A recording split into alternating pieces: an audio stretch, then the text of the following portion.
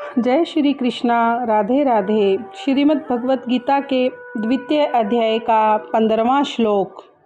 यम ही न व्यथयन्ति एते पुरुषम पुरुष ऋषभ सम दुख सुखम धीरम सह अमृतवाय कल्पते। हे पुरुष श्रेष्ठ, जो पुरुष सुख तथा दुख में विचलित नहीं होता और इन दोनों में समभाव रहता है, वह निश्चित रूप से मुक्ति के योग्य है।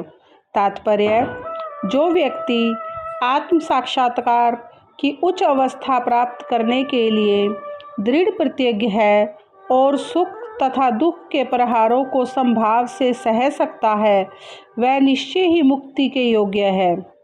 वर्ण आश्रम धर्म में चौथी अवस्था अर्थात संन्यास आश्रम कष्ट साध्य अवस्था है, किंतु जो अपने जीवन को सचमुच पूर्ण बनाना चाहता है, वह समस्त कठिनाइयों के होते हुए भी संन्यास आश्रम अवश्य ग्रहण करता है।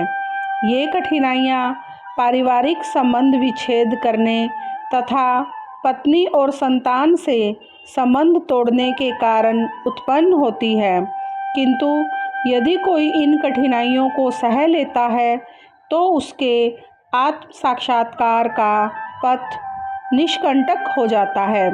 अतः अर्जुन को क्षत्रिय धर्म में निर्वाह में दृढ़ रहने के लिए कहा जा रहा है, भले ही स्वजनों या अन्य प्रिय व्यक्तियों के साथ युद्ध क्यों न करना पड़े। भगवान चैतन्य ने 24 वर्ष की अवस्था में ही संन्यास ग्रहण कर लिया था। यद्यपि उन पर आश्रित उनकी तरुण पत्नी तथा वृद्धा माँ की देखभाल करने वाला अन्य कोई ना था, तो भी उच्च आदर्श के लिए उन्होंने संन्यास ग्रहण किया और अपने कर्तव्य पालन में स्थिर बने रहे। भव बंधन से मुक्ति पाने का यही एकमात्र उपाय है। इस प्रकार श्रीमद् भगवत गीता के द्वितीय अध्याय का 15वां श्लोक विस्तार पूर्वक पूर्ण हुआ। जय श्री कृष्णा। राधे राधे।